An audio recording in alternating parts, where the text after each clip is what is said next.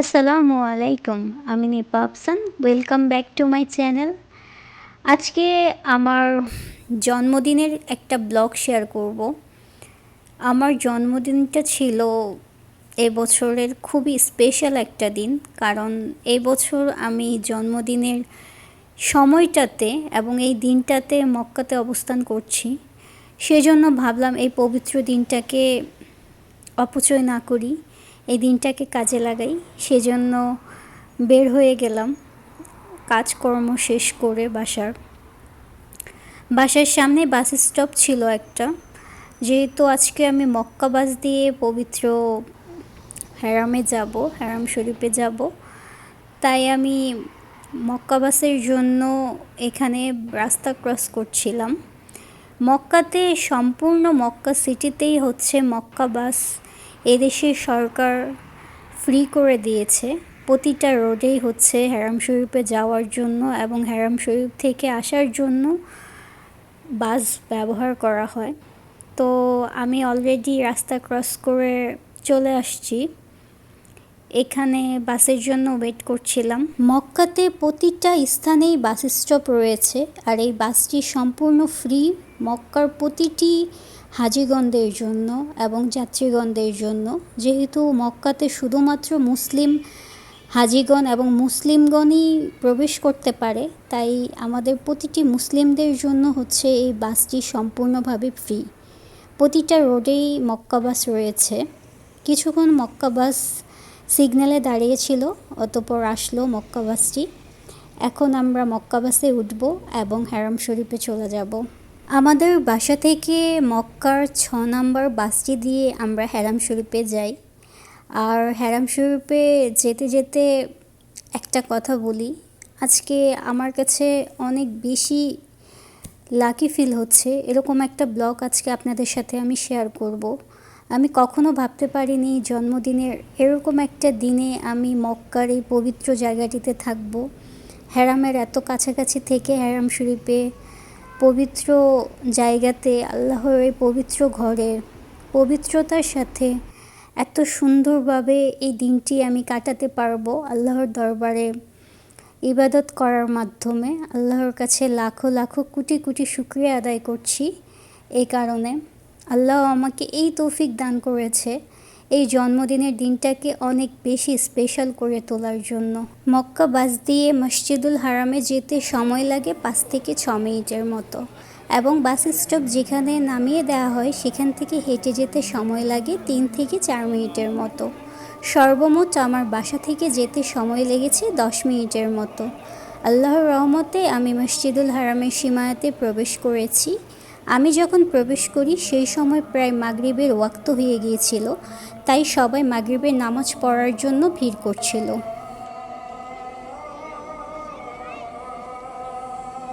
মাগরিবের আজান শুরু হওয়ার সাথে সাথেই হাজিগণ খুব তাড়াহুড়া করছিল, কারণ সেই সময় নামাজের স্থান খুঁজে পাওয়াটা খুব বেশি কষ্টকর হয়ে যায়। কারণ এখন মসজিদুল হারামের সীমানা কানায় কানায় পরিপূর্ণ। আর আমি সবসময় কাবা শরীফের ভিতরে নামাজ আদায় করার চেষ্টা করি, কিন্তু সেই দিন এতটাই রাশ ছিল যে নামাজ আদায় করার জন্য আমার স্থান খুঁজতে হচ্ছিল। আর এখানে নারী পুরুষ উভয়ের জন্য আলাদা আলাদাভাবে নামাজের স্থান রয়েছে। তারপরও এখন নামাজের স্থান খুঁজে পাওয়াটা খুবই কষ্টকর। আমি 79 নম্বর গেট দিয়ে মসজিদুল হারামে প্রবেশ করি। এখানে নারীদের জন্য আলাদাভাবে নামাজের স্থান রয়েছে।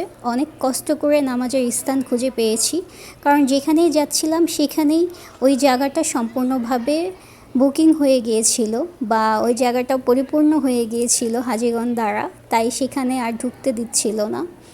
সর্বশেষ আমি 79 নম্বর গেট দিয়ে প্রবেশ করে মসজিদুল হারামের যেই নারীদের নামাজের স্থান রয়েছে সেখানে চলে এসেছি, এবং এখানেই আজকে আমি আমার মাগরিবের নামাজ আদায় করব। এখানে আসার পর আমি প্রথমেই 2 রাকাত সুন্নত নামাজ আদায় করে নিয়েছি। এরপর জামাতের সাথে বাকি নামাজ আদায় করি। সম্পূর্ণ নামাজ আদায় করে আল্লাহর দরবারে মোনাজাত করি।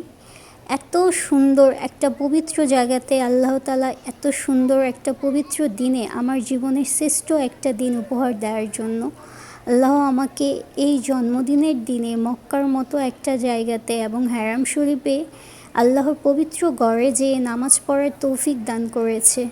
জীবনের সর্বশ্রেষ্ঠ জন্মদিন আমার জন্য এই দিনটা।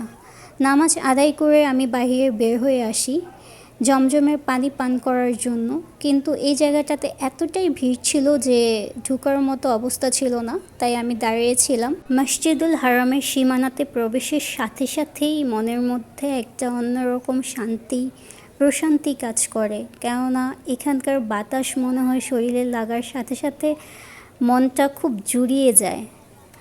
তাই এখানে আসলে মনের যত কষ্ট খুব সুন্দরভাবে মনে হয় আল্লাহর কাছে বলতে পারি আমি। আল্লাহর কাছে বলাটা খুব সহজ হয়ে যায়। আল্লাহর এত প্রিয় ঘরে আমি আসতে পেরেছি এরকম একটা দিনে, যা কখনো ভাবিও নি। আমার সবসময় চিন্তা ছিল এই দিনটাকে আমি খুব স্পেশালভাবে পালন করব। কিন্তু এই দিনটি আমার জীবনে এতটাই স্পেশাল হয়ে যাবে, আল্লাহ তাআলা আমাকে এই দিনটিকে জন্মদিনটাকে আরও বেশি স্পেশাল করে তুলবে, নিয়ামত স্বরূপ এই দিনটাকে আমার জীবনে দান করবে, তা কখনোই কল্পনা করতে পারিনি। কারণ এই পবিত্রতম দিনে, আমার জীবনের জন্মদিনে আমি আজকে হারাম শরীফে আসতে পেরেছি, নামাজ আদায় করতে পেরেছি। এই জন্য আল্লাহর দরবারে লাখো কোটি শুকরিয়া আদায় করছি, আলহামদুলিল্লাহ। এখন আমি মসজিদুল হারামে কিং আব্দুল আজিজ 3 নম্বর গেটটি দিয়ে প্রবেশ করব, কারণ আমার কাছে এই গেটটি সবচেয়ে সহজতম গেট মনে হয় প্রবেশ করার জন্য এবং বের হওয়ার জন্য। যদিও আমি অনেক সময় এলোমেলো লেগে যাই কোন দিক দিয়ে বের হতে হবে সেটা ভেবে, কিন্তু প্রবেশের ক্ষেত্রে আমি সবসময় 3 নম্বর কিং আব্দুল আজিজ গেটটিই ব্যবহার করি, কারণ আমার কাছে মনে হয় কাবা শরীফের প্রবেশের ক্ষেত্রে 3 নম্বর কিং আব্দুল আজিজ গেটটি অনেক সহজতম একটি পথ। আমি অন্য পথ ধরে বা অন্য গেট দিয়ে গেলে অনেক সময় গেট বা পথ হারিয়ে ফেলি কাবা শরীফের প্রবেশ এবং বের হওয়ার ক্ষেত্রে। তাই আমি সবসময় 3 নম্বর গেটটি আমার কাছে অনেক সহজ মনে হয়, সবসময় আমি এই গেটটি দিয়েই প্রবেশের চেষ্টা করি। আর আমি যখন কাবা শরীফে প্রবেশ করি তখন নিচে কাবা শরীফে যাওয়ার জন্য অনুমতি দেওয়া হচ্ছিল না, কারণ সেদিন এতটাই হাজি ছিল যে তাওয়াফের লাইন নামাজ পড়ার স্থান পর্যন্ত চলে এসেছিল। সেজন্য আমি ভেবেছিলাম সেকেন্ড ফ্লোর থেকেই আজকে তাওয়াফ শুরু করব। সেজন্য আমি সবুজ বাতি দেখে হাজর আসওয়াদ বরাবর রেখে তাওয়াফের প্রথম চক্কর শুরু করি এবং দোয়া পড়তে থাকি। ভেবেছিলাম সেখানে যেই 2 রাকাত নফল নামাজ আদায় করব, কারণ মসজিদে প্রবেশের পর 2 রাকাত নফল নামাজ পড়ার কথা হাদিসে রয়েছে। কিন্তু সেই দিন সব কিছুই খুব অন্যরকম লাগছিল ভিড়ের কারণে, তাই ভাবলাম আগে তাওয়াফ শেষ করি, তারপর নামাজ আদায় করব। আর আমি উপর থেকে বারবার নিচে দেখছিলাম হাজীগণ দ্বারা ঠিক পূর্বের ন্যায় এখন পরিপূর্ণ, সুবহানাল্লাহ। প্রথম এবং দ্বিতীয় উভয় ফ্লোর সেদিন হাজীগণ দ্বারা কানায় কানায় পরিপূর্ণ ছিল। তাওয়াফের এত সুন্দর অপরূপ দৃশ্য চোখ যেন সরাতেই পারছিলাম না। এরপর আমি পবিত্র জমজম কূপের পানি পান করি। বিসমিল্লাহ আল্লাহু আকবার বলে কাবা শরীফের দিকে তাকিয়ে জমজম কূপের এই পবিত্র পানিটি আমি পান করি, কারণ জমজম কূপের পানি পান করা সুন্নাহ। তাওয়াফের পূর্বে আমি পবিত্র জমজম কূপের পানিটি পান করি, কারণ তাওয়াফের সময় কোনো প্রকার খাবার বা পানি পান করা নিষিদ্ধ রয়েছে। আর তাওয়াফ করার সময় 2 দিকেই খেয়াল করি হাজীগণ বসে সেখানে নামাজ আদায় করছিল, কারণ এতটাই ভিড় ছিল সেদিন। আর এখন কাবাঘরের প্রতিটি স্থান এতটাই পরিপূর্ণভাবে ভিড় রয়েছে হাজীগণ দ্বারা যে হাজীগণ যে যেখানে জায়গা পায় সে সেখানে নামাজ পড়ার জন্য বসে পড়ে। এভাবে আমি তাওয়াফ চালিয়ে যেতে থাকি রীতিমতো প্রতিটি চক্কর, এবং মনে মনে দোয়া দুরুদ ও মোনাজাত করতে থাকি। তাওয়াফের সময় শুধুমাত্র মোনাজাত করার উদ্দেশ্যেই কাবাঘরের দিকে তাকানো যাবে, যদিও দ্বিতীয় ফ্লোর থেকে তেমনভাবে কাবাঘর দেখা যাচ্ছিল না। যতটুকু দেখা যাচ্ছিল মোনাজাত করার উদ্দেশ্যে আমি কাবাঘরের দিকে তাকাচ্ছিলাম। এছাড়া নিচের দিকে তাকিয়ে মনে মনে তাওয়াফের সময় দোয়া দুরুদ পড়ছিলাম। তাওয়াফ করার সময় নারীরা তাদের মুখ খোলা রাখবে এবং স্বাভাবিকভাবে তাওয়াফের 7টি চক্করেই হেঁটে চলে যাবে। আর হেঁটে যাওয়ার সময় এভাবেই জমজম কূপের পানির স্ট্যান্ডগুলো চোখে পড়বে। আর এখানে যারা সেবা প্রদান করার জন্য কর্মরত রয়েছে তারা এভাবে দাঁড়িয়ে থাকতে দেখা যাবে জমজম কূপের পানি পান করানোর জন্য। আর পুরুষেরা তাদের ডান কাঁধের কাপড় বা কাঁধে দিয়ে ডান কাঁধ খালি রেখে হাজরে আসওয়াদের দিকে মুখ করে, এবং নারীরাও হাজরে আসওয়াদের দিকে মুখ করে তাওয়াফ শুরু করবে এবং হাজরে আসওয়াদের কাছে এসে তাওয়াফের সপ্তম চক্করটি শেষ করার মাধ্যমে তাওয়াফ সম্পূর্ণ করবে। তাওয়াফ করার সময় যে সকল স্থানসমূহতে দোয়া কবুল হয় এবং মোনাজাত কবুল হয় এবং যে সকল স্থানগুলোতে হাজিগণ নামাজ আদায় করে তা বিস্তারিত এই ভিডিওটির মাধ্যমে দেখাতে পারছি না, কারণ আমি দ্বিতীয় ফ্লোর থেকে এই সময় তাওয়াফ করছিলাম, তাই অনেক স্থানই ভিডিওতে ধারণ করতে পারিনি। হাজিগণদের সাথে আমি যখন তাওয়াফ করছিলাম সেই সময় তাওয়াফের রাস্তাটি দ্বিতীয় ফ্লোরে বন্ধ করে দেওয়া হয়, কারণ সেই সময় এশার নামাজের ওয়াক্ত হয়ে গিয়েছিল। সেই সময় কিছু নারী হাজিগণদের দেখলাম নিচে কাবাগরে যাওয়ার রাস্তা খুঁজে বের করেছে। আমিও তাদেরকে ফলো করে নিচে কাবাগরে প্রবেশ করলাম আলহামদুলিল্লাহ। তারপর আমি তাওয়াফের বাকি চক্করগুলো নামাজ শেষ করে আদায় করি। তাওয়াফ করার ক্ষেত্রে নিয়ম, নিয়ত, দোয়া এবং যে সকল হাজিগণ ওমরা করতে আসে তাদের ক্ষেত্রে সাই করার সময় নিয়ম, নিয়ত, দোয়া সকল কিছুর বিস্তারিত আমার ওমরা ব্লগের মধ্যে দেওয়া রয়েছে। ওমরা ব্লগের লিঙ্কটি আমি এই ভিডিওর ডিসক্রিপশনে দিয়ে দিব, সেখান থেকে আপনারা বিস্তারিত দোয়া, দুরূদ, নিয়ম সব কিছু জেনে নিতে পারবেন। আলহামদুলিল্লাহ, আমি কাবা শরীফে প্রবেশ করেছি অনেক চেষ্টার পর, অনেক প্রতীক্ষার পর। আর কাবা শরীফে প্রবেশ করার পর চারদিকে শুধুমাত্র হাজিগণদের ভিড় ছিল। সেই সময় নারী হাজিগণ নারীদের নামাজের স্থানে এবং পুরুষ হাজিগণ পুরুষদের নামাজের স্থানে বসেছিল, কারণ ভিন্ন নারী ও পুরুষ একত্রে নামাজ আদায় করতে পারবে না। যদি স্বামী স্ত্রী হয় এবং কাবা শরীফের কোনো স্থান খালি থাকে সেই ক্ষেত্রে শুধুমাত্র একত্রে নামাজ আদায় করতে পারবে। আর আমি সেই সময় নারীদের নামাজের স্থানে গিয়ে বসে পড়েছিলাম আর নামাজের আজান শুরু হয়ে গিয়েছিল। আলহামদুলিল্লাহ, কাবা শরীফে সুমধুর কণ্ঠে এশার আজান চলছিল।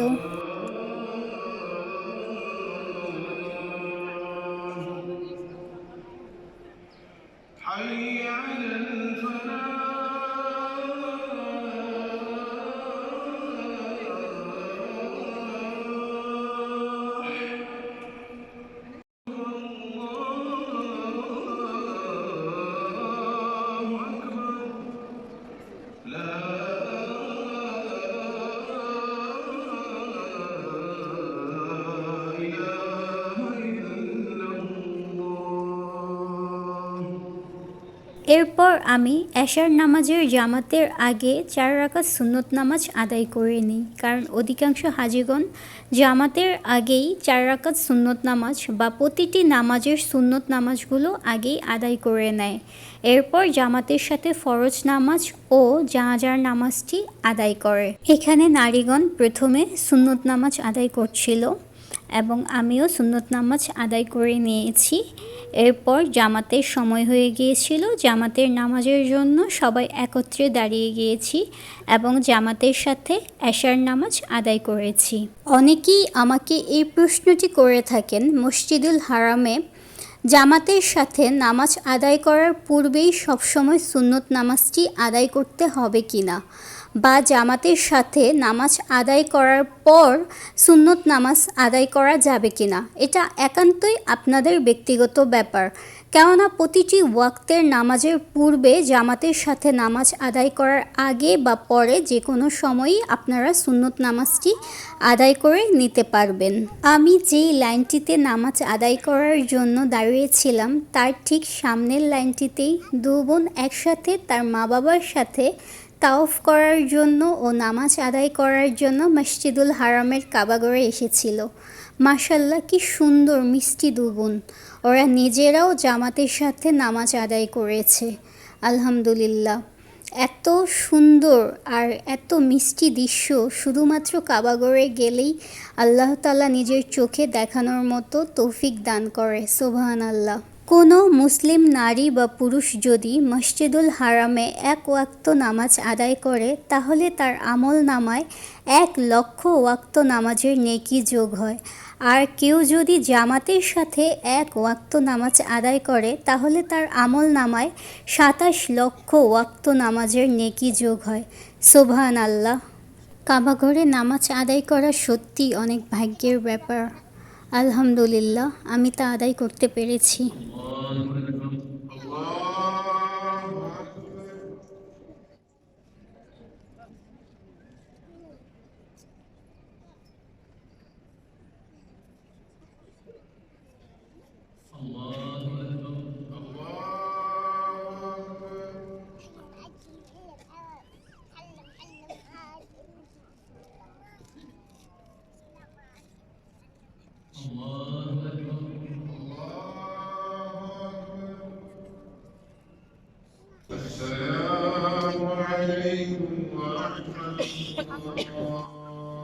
জামাতের সাথে নামাজ আদায় করার পর যখন আমি বসে বসে দোয়া দরুদ পড়ছিলাম, সেই সময় সেই মিষ্টি মেয়েটি আমার কাছে আসে আর অনেকক্ষণ আমার সাথে খেলা করে আর অনেক মিষ্টি কিছু মুহূর্ত আমাদের দুজনের কাটে। আলহামদুলিল্লাহ, কাবাঘরেই একমাত্র এই বিশেষ মুহূর্তগুলো কাটানো সম্ভব। এরপর আমি তাওয়াফের বাকি অংশ, যেই চক্করগুলো বাকি ছিল সেগুলো শেষ করি। যখন আমি তাওয়াফের জন্য বাকি চক্করগুলো হাজর আসওয়াদ থেকে আবারও শুরু করলাম, তখন দেখলাম অনেক ছোট ছোট শিশু যাদের বয়স 5 থেকে 6 মাস, তাদেরকেও তাদের বাবা মা কোলে করে নিয়ে তাওয়াফ করছিল। আপু এবং ভাইয়ারা আমার ভিডিওতে কিছু প্রশ্ন করে থাকেন।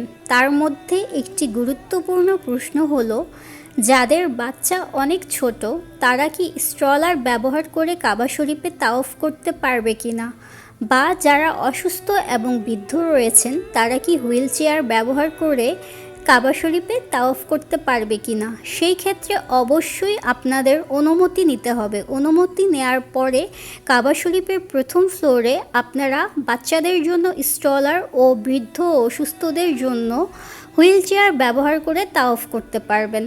তবে অবশ্যই দ্বিতীয় ফ্লোর দিয়ে বাচ্চাদের জন্য স্ট্রলার এবং যারা বৃদ্ধ এবং অসুস্থ রয়েছেন তাদের জন্য হুইল চেয়ার ব্যবহার করে তাওয়াফ করতে পারবেন। সেই ক্ষেত্রে কোনো প্রকার সমস্যাই হবে না।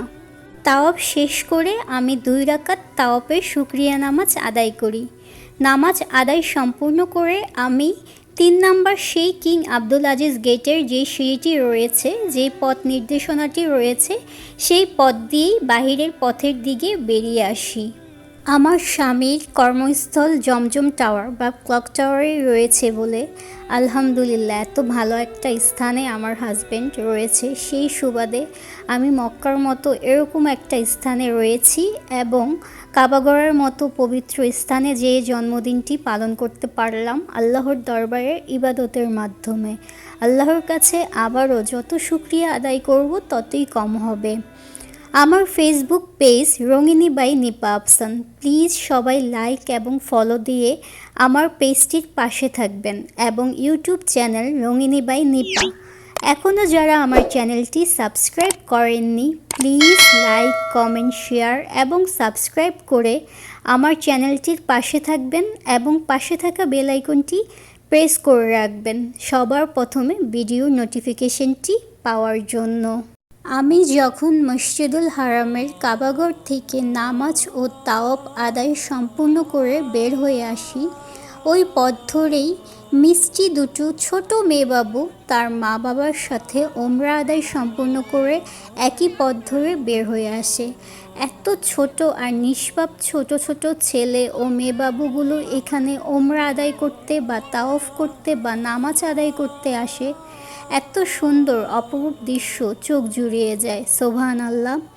আর এখানে গোলাকার যেই চক্কর করা স্থানটি রয়েছে, এগুলো জমজম কূপের স্থান। এরকম আরও স্থান রয়েছে গোলাকার 2টি, যেখান থেকে পবিত্র জমজম কূপের পানি তোলা হয়। আশা করছি সম্পূর্ণ ভিডিওটি আপনাদের কাছে অনেক বেশি ভালো লেগেছে। সবসময় আমার পাশে থাকবেন এবং আমাকে সাপোর্ট করবেন।